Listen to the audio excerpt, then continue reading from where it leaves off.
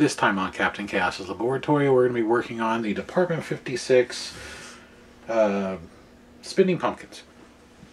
So, I have it because it doesn't work. They said it was sitting in their storage. I think they took it apart once because, well, all the screws are pretty much out of it. They're right here, and there's a couple that fell out of the bag right there. I checked the power supply, it works, but this thing doesn't light up, doesn't spin, nothing. And because it's so hot out here sitting in storage, when I took it out of the box, these two characters had to come unglued from their seats. This one's still good. So, hot storage has a tendency of taking your glue and making it liquid again so things can come apart. But anyhow, on the bottom of this thing, oh, and it's also got a couple of broken spires. Glue will fix that. So, on the bottom, you got screws all the way around, and then 4 in the center. And there's no date on this, it just says Department 56, do not microwave. Or, okay. I want to know why they put these weird ones on here. Not microwave safe. Who did that? Anyhow, all the screws are out, and we're going to take off the outer ring to start. And there we go. So you can see right here we got a dangler, and then this one's bent, and it's because they are sheared. Super glue will fix them when we're done. You can't take this all the way off because there are lights that light up the sign. So, actually you can. They didn't actually solder these on. These wires are screwed on. This is very similar to the spinning teacup ride. I had one of those. I was going to make a film on it or a video. I took it apart. Oh no, you can't. This just holds on the wire goes under the screw, but it just holds the sign on. So no matter what, it's going to be in your way. So we're just going to set it off to the side here. But what I was saying about the spinning teacups is the one of them I had, started filming it, take it apart, and as soon as I went to open it up, the thing had caught fire, so it was absolutely pointless. It does happen. Unlike the spinning teacups, this just slides right off. There's a square hole, square shaft. Good to go. Now let's see if we can get the disc up. There we go. So here's the drive, and here's our drive gears. It's rather interesting. So we have 2 with the fat gear and a thin gear, and just 1 with the thin gear only. So it's kind of weird, but hey, whatever works. I'm sure they had a reason for it in their factory. So I'm going to set this over here upside down because that is covered in grease, and I really don't want grease all over everything. So that's already on my fingers. Here is the drive assembly, and there's the circuit board. And that is definitely a bad belt because it's bigger than so. Now this thing's making no noise, no sound, no nothing. So either this has failed, the circuit board, or the motor is shorted out. So I put on my magnification specs here. Take a closer look at the circuit board. I don't see a blob chip, and it may not need one because it should technically just light up and spin. But let's take a look at the bottom of the board. The board is held in with 2 screws, and they're different screws. And then there's 2 plastic pins, so we're going to walk it off the pins carefully.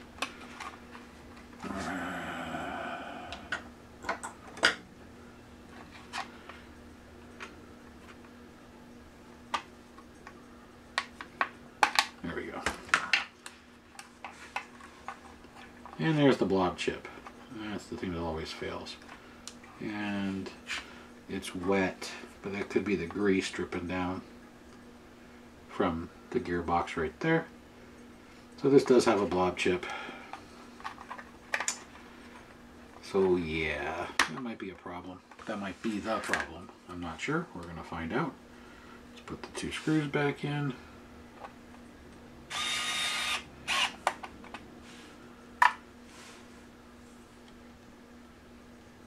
Kind of nice. They have a really well printed circuit board.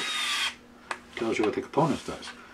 So it says Move the resistor. All on. Flash. LED minus, LED plus. That would be for these wires are soldered to the bottom. Then we have LED 6, 5, 4, 3, 2. Apparently it is a MIC Host 7 version 2 board. Motor plus, motor minus, on-off switch. So this board's really well labeled. You could literally remove everything from the board and put all new on there minus the blob chip, which the blob chip is right there on the bottom. R6 for your resistor, R2, R1, R3. Everything's labeled. Very nice. So we definitely know it's got a bad belt. That belt's too big and it's covered in grease. There's a lot of grease in here. So I'm hoping this is like a lean max in the sense that the motor is shorted. It is a Sun motor, which I believe Happy Holiday Parts has them. And some of the motor's missing, but it looks like it's an R, well I can't tell, R blank dash 31 OTA dash 10580 dash 25.5. It's also a B2 B5A. Should be a 6-volt motor since this is a 6-volt house. A minimum 6 volts. It might be an 8-volt motor or a 10-volt motor. They usually don't run a 6-volt motor on something that runs 6 volts all the time because you can overdrive the motor. I'm going to remove the glue cap. And I'm going to remove this glue cap. And then I'm just going to cut the wire. And we're going to plug it in and see if the lights work. So I'm going to cut the wire right where it's soldered to the motor so I can solder it back on if necessary.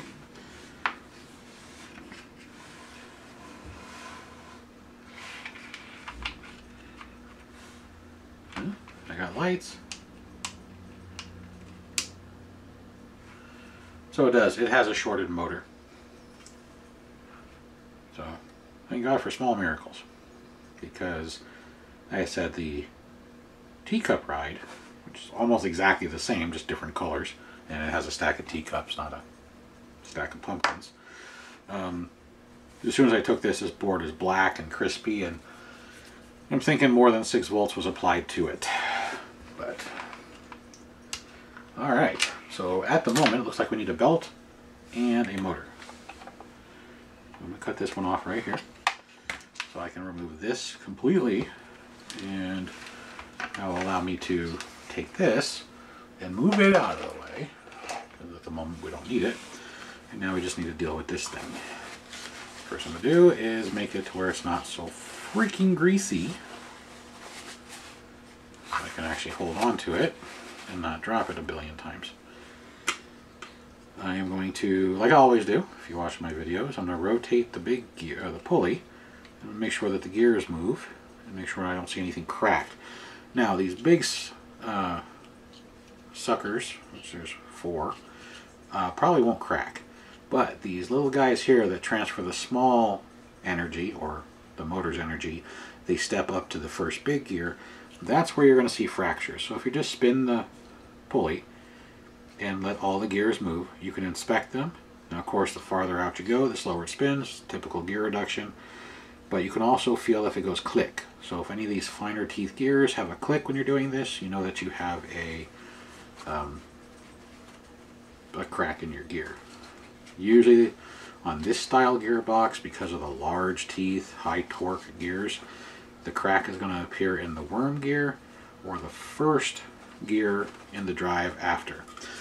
So it's going to appear in that long thin gear, which is the worm gear, or that gear right there, which is your first drive gear.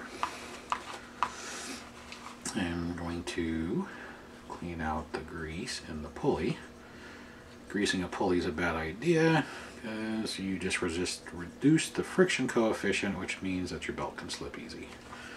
So yeah, that's nasty. And it looks like we can get the motor out without disassembling the gearbox, which is a rarity. If you watch the videos, these 2 screws, try your damnedest not to lose them, because they are hard to get. Yeah, other hobby motors, sometimes they come with them, but when you buy motors, they generally do not come with these screws. They assume you're going to just have screws that you've had lying around from whatever other project. You can buy the screws separately. They come in different diameters, different thread pitches, and different lengths. So if it's too long of a screw, oh, is it going to come out? Yeah, baby. Oh yeah, that thing is just full of grease. I don't know if you can see it in the video, how shiny, and the big old glob right there. This thing is just packed with grease. Grease is a conductor. I don't know where that screw came from. Probably fell out of this paper towel. But grease is a conductor, and when you get grease in an electric motor, it creates a short. Also just clean that pulley too. That way there's no lubrication on it.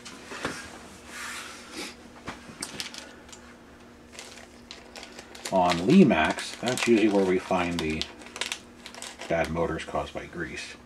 There we go. So, belt's solved. Now, what are you going to do about a motor?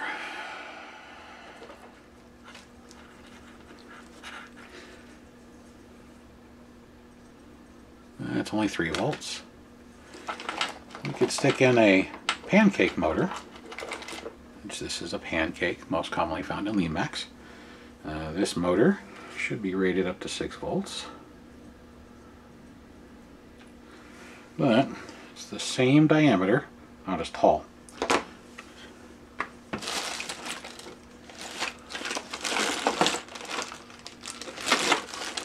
Oh, look at that. I have a replacement.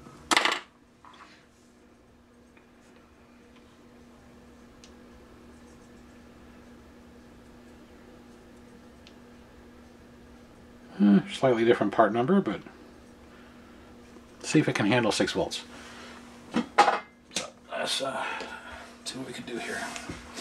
And as you can see, because this motor I took out of a different project, I put the 2 screws right there so I don't lose them.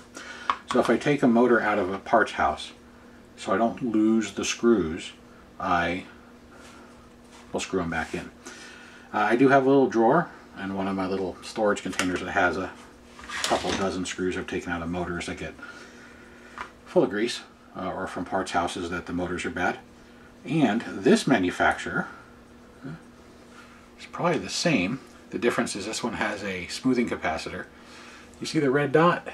The red dot is to tell you which side's hot, and the side that doesn't have a red dot is your negative. Polarity is important for direction. It can spin in either direction, but at least you know the red dot is the red side. And looking here, you got the red wire where I cut it for the red and the black for the black, which that's just a standard color. I will take off this capacitor and stick it on here once I verify that this motor will spin at the max voltage the AC adapter can put out. The circuit board could drop the power from 6 volts to 5 volts or 4 volts or 5.5. It varies. But I want to make sure this motor can run at max speed. So it's at 3 volts right now. There's 4, 5. Oops, that's too high. Back her down. 6. The motor's actually quiet. What you're hearing is it's vibrating on the leads because the leads. So. And didn't change in temperature. It wasn't on long, but didn't change. Now, if this motor is technically shorted, which I bet you it is, this should go beep. Ooh. It didn't go beep, but it's drawing a lot of power. It is turning.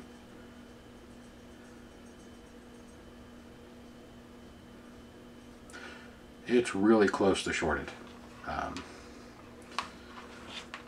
So what this machine does, in case you haven't seen it before, I shorted out the leads. It goes into safety, which then gives me a warning tone, and then the machine powers off, waits about 2 seconds, and powers back on.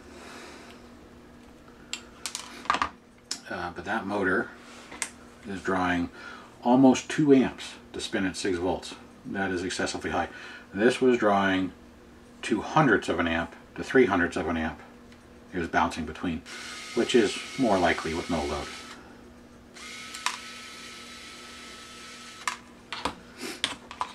And see, these screws are shorter than those screws because of the thickness of this plastic. And that's why it's really important to keep the your screws.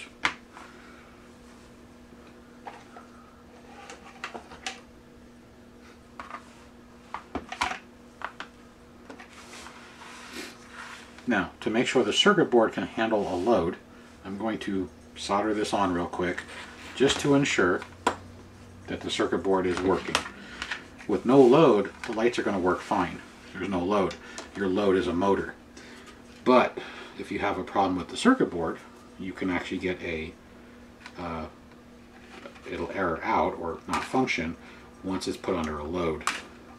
Now, since that motor has less of a load than that motor by 100 times, I'm assuming the board should be able to handle this new motor without a problem. But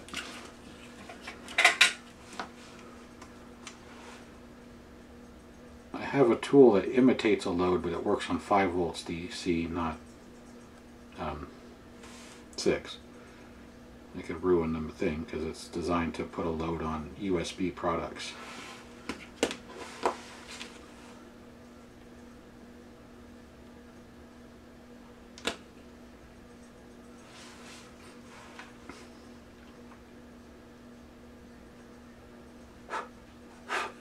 Smoke out of here.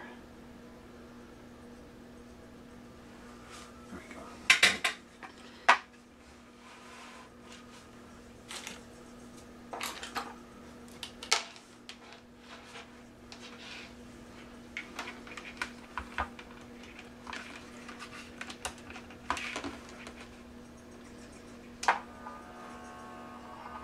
There we go. Motor spinning just fine. So,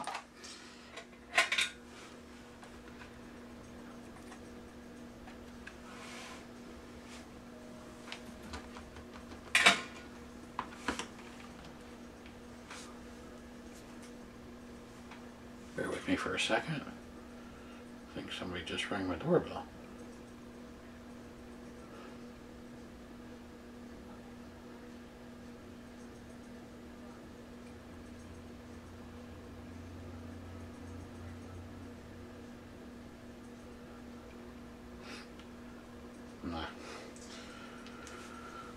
Okay, it's just one of those people trying to get me to vote for a political party. Not worth my time. Alright, so let's get that back out of the way. And let's get this thing back together.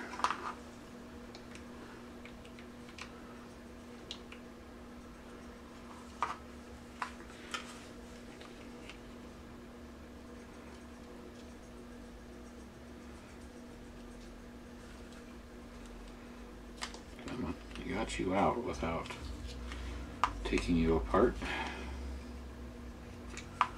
Is this motor taller? Oh, the shaft is longer. That's why. Shouldn't interfere once it's in. It's just making it more difficult for me to get this in because of the longer shaft. There we go. Now I'm going back to the original screws. Like I said, because of the length of the plastic, or the thickness of the plastic, and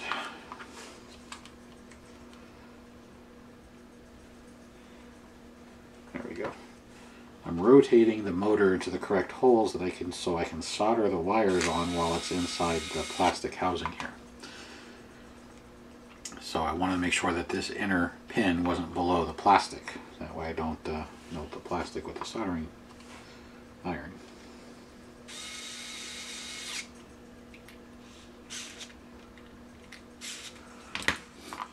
And one more wipe of the pulley.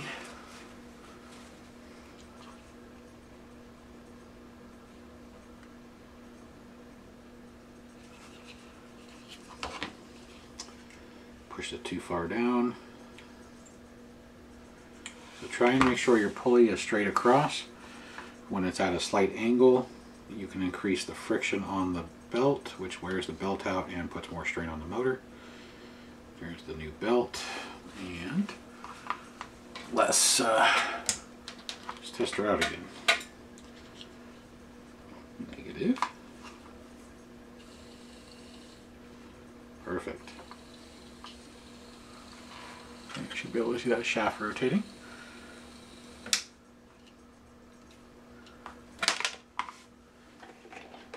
And bring back the bottom. Let's flip the top over and reverse the process.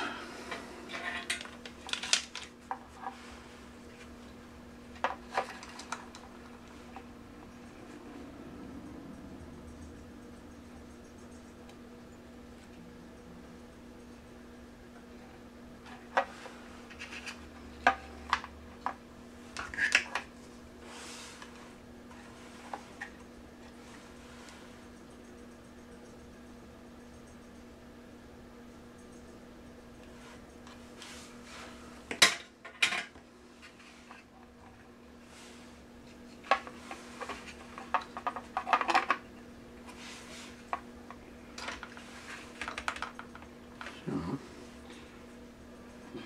assuming that was the way, it's the only way I can go in, so I am going to have to cut the shaft down on this motor. I'm going to show you that here in just a second, the reason why, once I get it in. There we go. I don't know if you can see it, but the shaft sticks out past the gear. That's why it had a short shaft. So, the shaft would interfere with this. So now I understand why it has two big gears. So these two big gears run along this gear, which is not going to run so well with that piece of metal right there. Oh, need to trim the shaft. I thought maybe, okay, what if we just rotate this? But you can't. They designed it so it goes in one way and one way only, and it is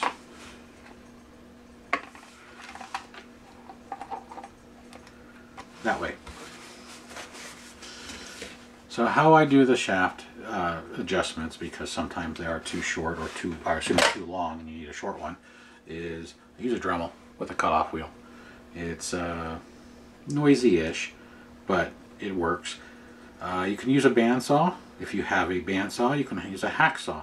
Just got to be careful because of the size, and also the shaft's going to want to spin with whatever you use, a bandsaw, hacksaw, rotary saw.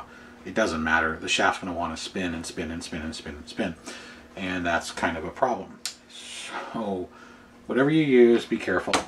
Don't use side cutters, you know, bigger versions of this. That'll just shatter the teeth if that's hard to steel. Or something like this, because the torque it puts on where the jaw is tapered is enough to bend the shaft. So the shaft's not spinning in a circle, it's not wobbling, which wears out the motor and causes a nasty vibration and will wear out your belt and make the longevity much, much shorter. So whatever you do, just be aware, use a tool that you can adjust pressure on whatever's cutting it so you don't over exert onto that hardened steel shaft. Now, because I know it's going to spin, I'm going to pull the motor back out, and that's because a motor, when it's powered, is a motor. When you spin a motor from the front, it's a generator. I don't want to put power backwards into the unit.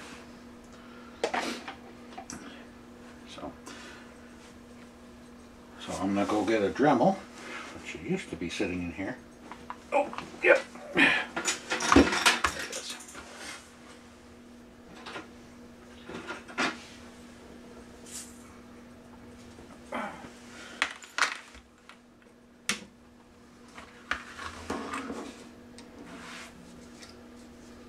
And let's get this thing cut.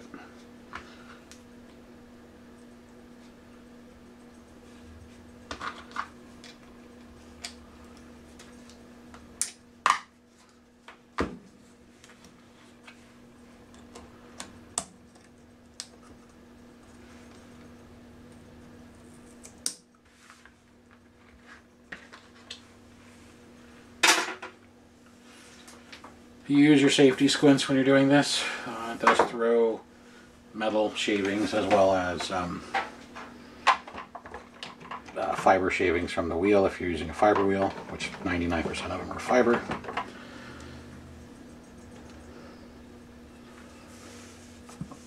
I'm gonna bring in a little extra light.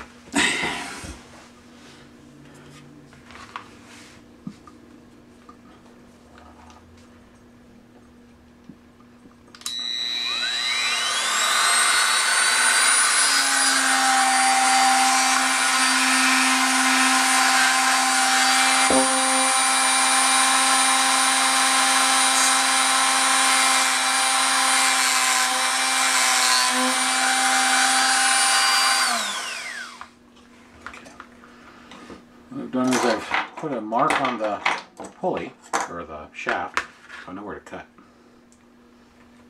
Because I'm not going to do it in here, it'll get so hot I could potentially melt the plastic.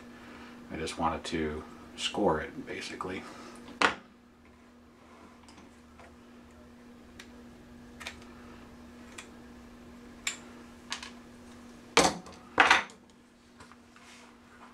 And also, never cut with the blade. So if I'm sitting right here, never cut where you're looking at the blade. If the blade shatters, it goes right into your face, even with safety squints. Now you always want to try and do it at an angle. So if it disintegrates, it flies past you, worst into your arm. Your arm is a lot better than your face when it comes to things exploding.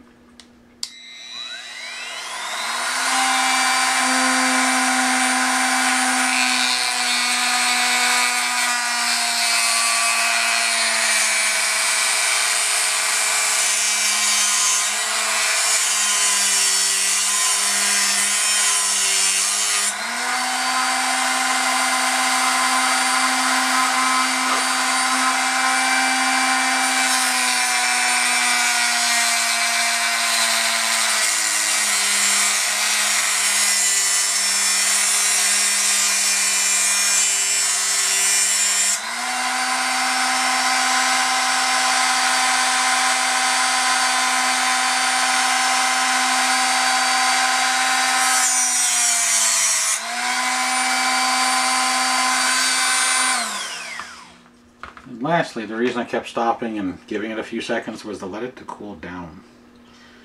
The heat is being transferred into the motor. So it's following the shaft back into this motor. I don't want the motor to get hot enough to damage the winding, so you let it cool down for a couple of seconds and then you go back to cutting. Now I'm going to use the disc and I'm going to clean up the cut, because the cut is rough. You can use a sander, which is probably preferred, but I'm going to use the underside of the disc just for speed.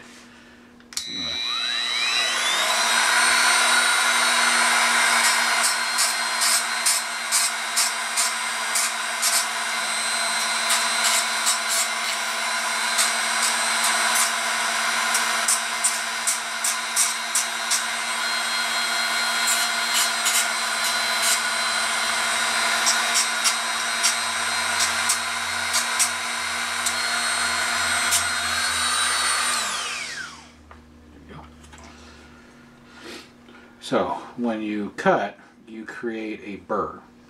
If you've never done this before, that burr will prevent this from going on. So what I've done is I removed the burr and then I chamfered the end of the shaft. So the shaft is squared, but the very end of this piece I cut off has a very small bevel. So I just basically re-beveled it by touching around the edges. So that way I can just push this pulley right back on and not have to worry about it. Of course, like always, it's too far. That's pretty typical. So not as far as it was the first time. Now we're gonna pry it up. And I went too far in that direction. There we go. Now you can remove it from the housing to do this. I only did it so the housing acted as a holder for me. I have something holding it. Because if you put this in a vise, which is what's recommended, you go too tight, you'll make this no longer round and then it doesn't spin anymore. So you got to be careful on how you do it. If you have the ability to run the screws into something and use it as a holder, you'll be better off. If you have a pair of pliers that have a curved jaw, then that works pretty good too. But again, too much pressure and you distort the casing. Once you distort the casing, the motor will cease to function. In most instances, there are a few times motors have had a dent, they work just fine. And that's because the windings on the inside of these, not all the time, completely go around the casing. So normally the wires are wrapped all the way around. Sometimes it's 2Cs, and if it's crushed between the 2Cs, it generally won't affect the motor's function. But that's a pretty wild chance. So, all right. So let's put her back together again. Make sure this thing fits without impeding upon the gear.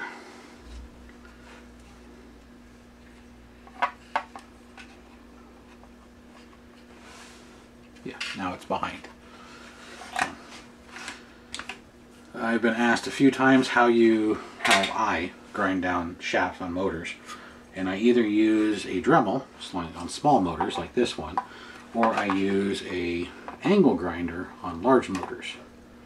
An angle grinder is similar to the Dremel, just much larger and a lot more powerful. Angle grinder uses on average a 4-inch disc, whereas the Dremel uses, I think that's like a 1 1/4 inch disc. They both spin about the same speed, but the 4-inch one can handle a lot of torque. That's what you see in movies and shops. I get grease on my fingers when they're cutting steel. I also use that on the big motors for the larger Department 56 items example, where they don't make the same shaft shape anymore for keyed shafts, and I'll grind the key design into the shaft so it fits back in the component. Very common on the ice skating rinks as an example.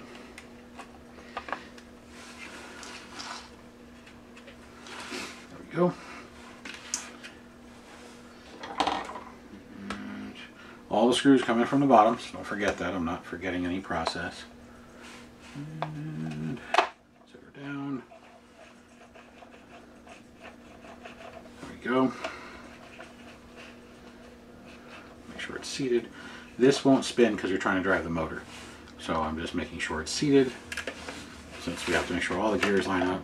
Next is trying to put the wire back inside of its groove. Because right now there we go, it's caught under the disc. There's the red wire. Let's get the blue wire.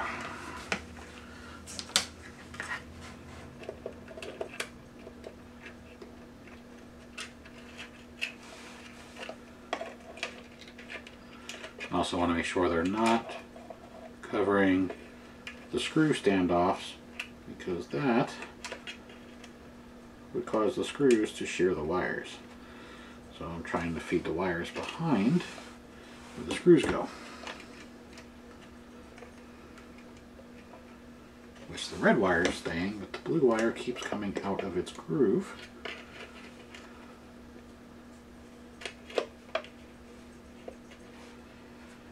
If you don't have long, thin nail nose pliers, you can use tweezers. Here we go. There we go. And put you back on.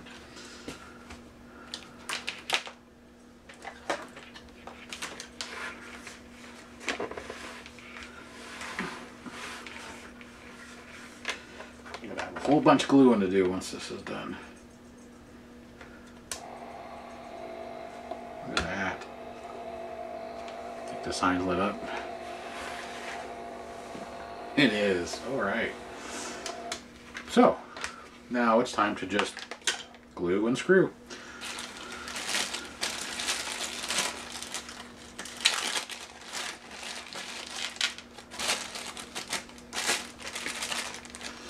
The screws that weren't in the bag that I was pointing to, there's a couple of screws that apparently are still stuck in the bottom of this, and a couple of them fell out inside the box, so I just dumped them out when I dumped out the packaging before getting this thing worked on. Looks like all the screws are the same.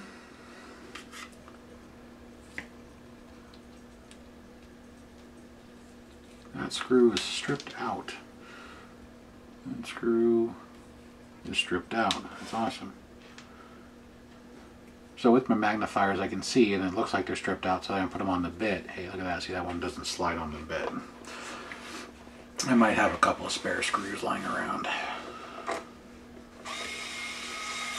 So the first things I'm going to screw in is going to be the motor.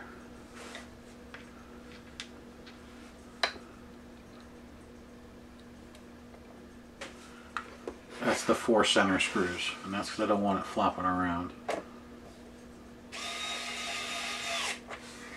So I got 2 screws put in the motor, diagonal from each other. That'll stop this from flopping around inside.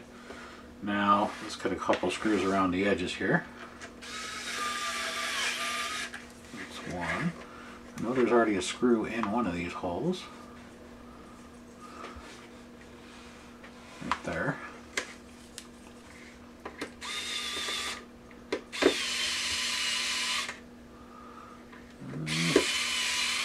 That screw is stripped out. That's awesome. And there's a screw right here.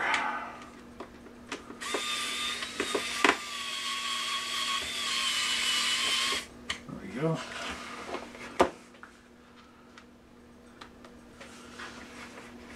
So you can buy hobby screw kits on Amazon if you have a piece that you took apart that the screws are stripped out on.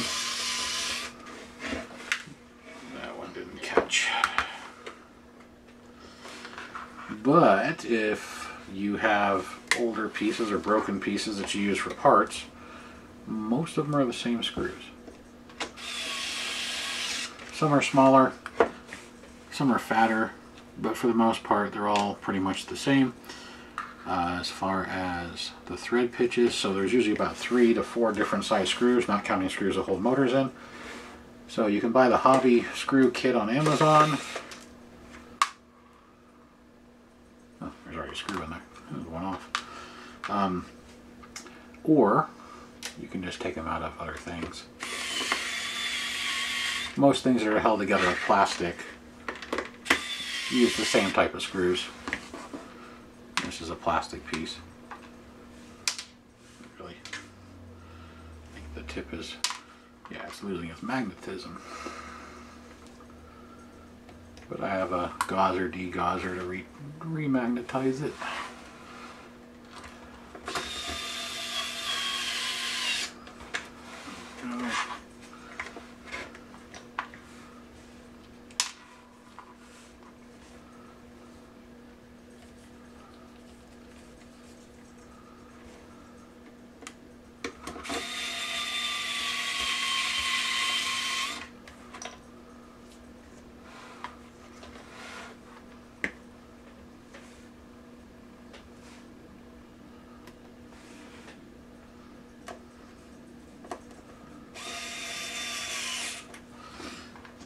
So the last 2 screws that aren't stripped I'm going to stick in to where the motor is, so that way the motor is held down. A couple of missing screws on the edge aren't a big deal for putting this thing back together. Let's see. This screw that was stuck in the paper towel is the same, so I'll use this one because I'm only missing 2 screws, which are those 2 right there, which are bad.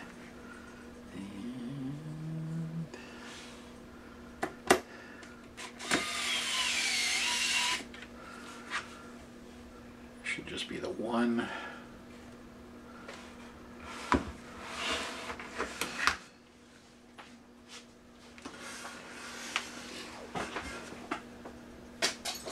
So if you have strip screws, try not to reuse them.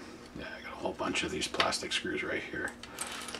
The reason being is they'll go back in generally because they, I hope that's too big, because the forward thread's not stripped it's the backwards thread. So the right side is generally not stripped, but the left side of the screw head is stripped. There we go. No, that still looks too big.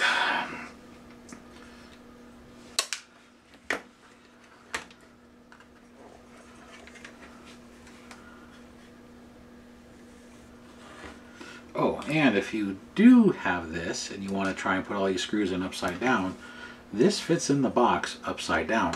You can actually use the foam from the box to work on this, to put the screws in. Or you can just hold it like I was. There we go. There's the right size. Just don't let it fall, because then you can break, well, everything.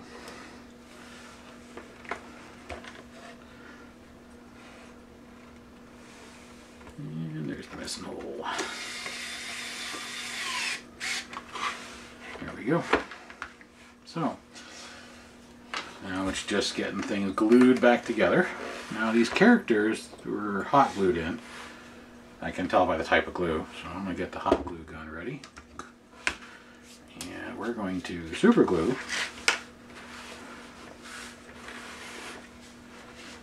the 2 posts. A little dab will do ya.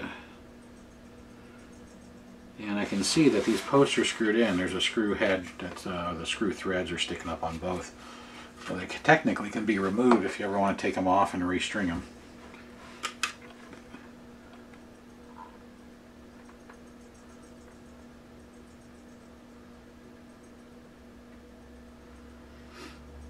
I wish I had that spray.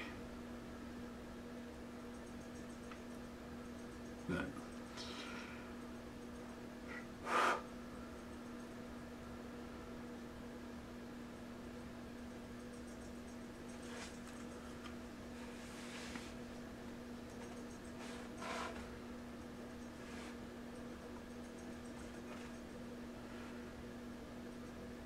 there we go, she's starting to set up.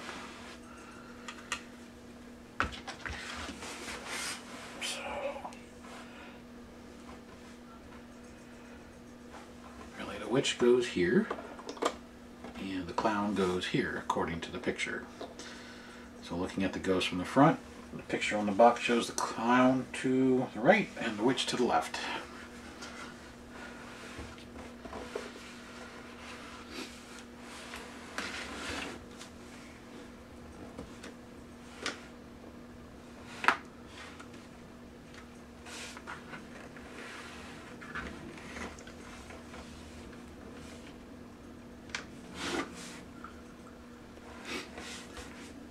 So this is just another straight through video, and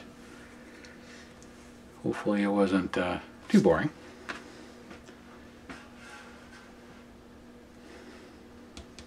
Normally I pause them when I do stuff like this where it's dead time, but while we're waiting,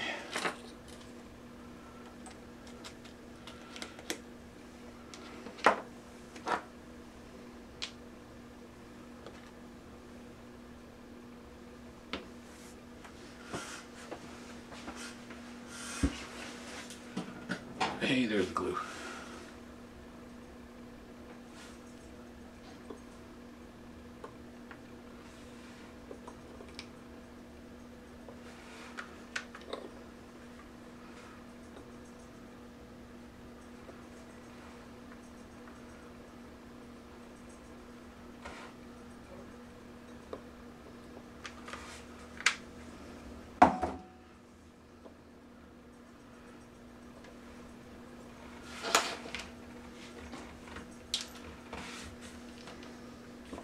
I'll let the super glue harden a little bit longer before I do this, because this one's pulling in. There we go. And I'm going to show you, if you never knew this about motors, is that they're generators, DC motors, not so much AC.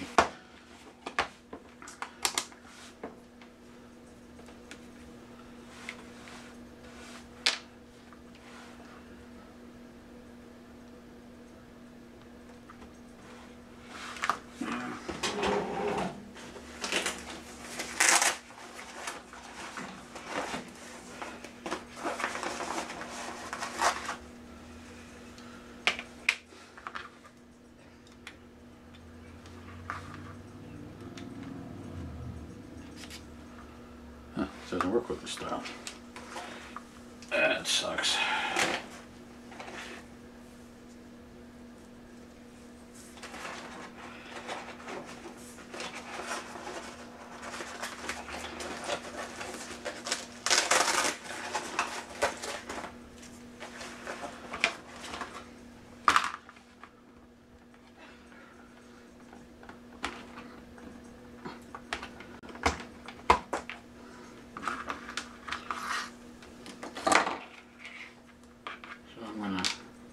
Quickly show you about motors. Watch, it'll prove me wrong this time. I'll say, nope, not going to do it.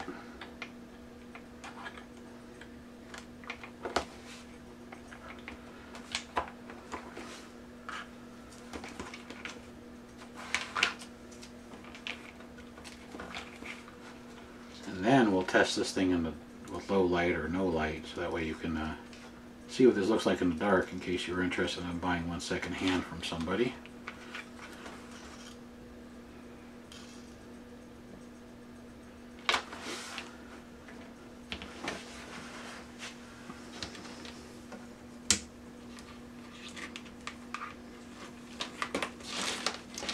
I don't think they make it anymore.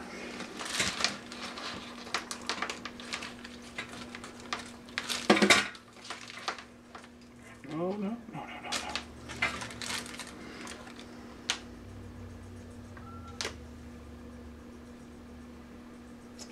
I don't know why my Gorilla Glue takes so long to set up now. Must be getting old. Gorilla Glue used to be pretty quick.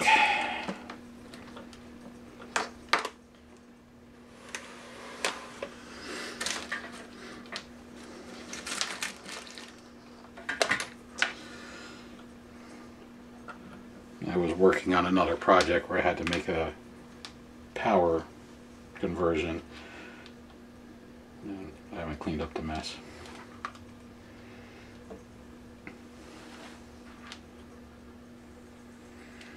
So this motor's now spinning, as you can hear it.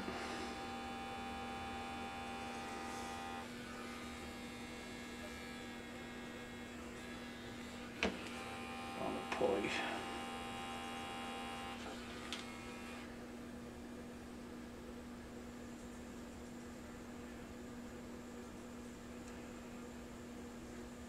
It's reverse polarity at the moment, but you can't see crap with the glare of the light. There we go. Just move the light out of the way. So the polarity is reversed, but nonetheless, this is how the alternator in your car works when the belt spins. So, like I said, if you've never seen stuff like this before, if I can keep it on the pulley.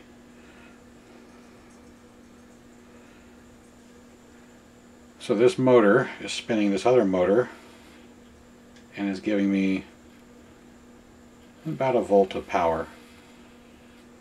It'd be a full volt if I had a pulley on this other motor.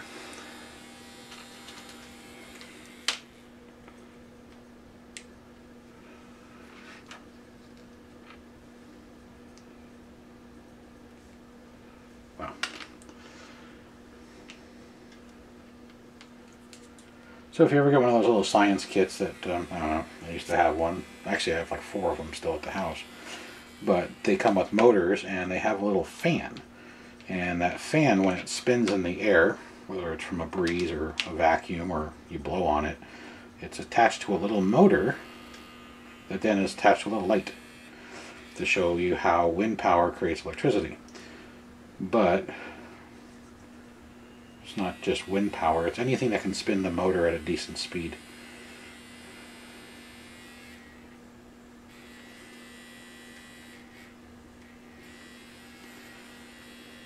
This belt's too fat for this little pulley, but here we go.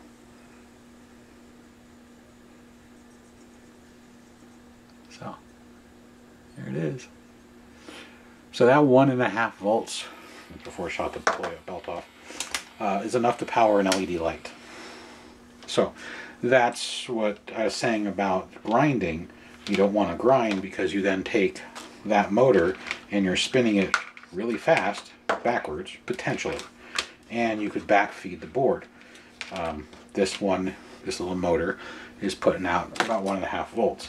1.5 volts backwards on most things won't hurt anything, but on these itty bitty little circuit boards, 1.5 volts could be detrimental and destroy that blob chip. It doesn't have reverse polarity protection. That's why it says specifically on the unit what polarity it takes, and that's so you don't, well, damage it. So it's very important that you follow the polarity guidelines that's on your plug and on your unit. Alright, I think we probably let it cure long enough. Let's plug her in, see what it looks like with low light.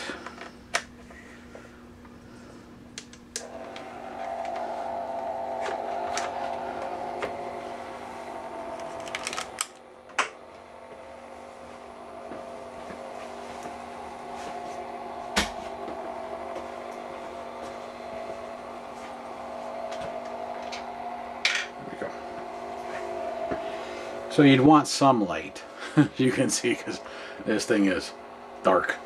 The lights just flash. So let me turn down the brightness of this light.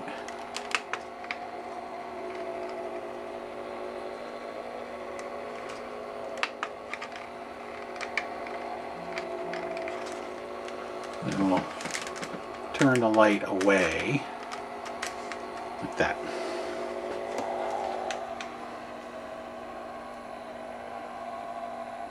There you go. So this is not something you want in a really dark area of your display, as you can tell by the fact that it's really, really dim. I'll turn the light back up.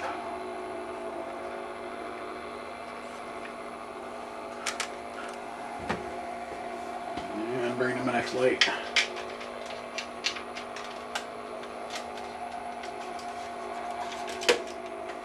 And the next light.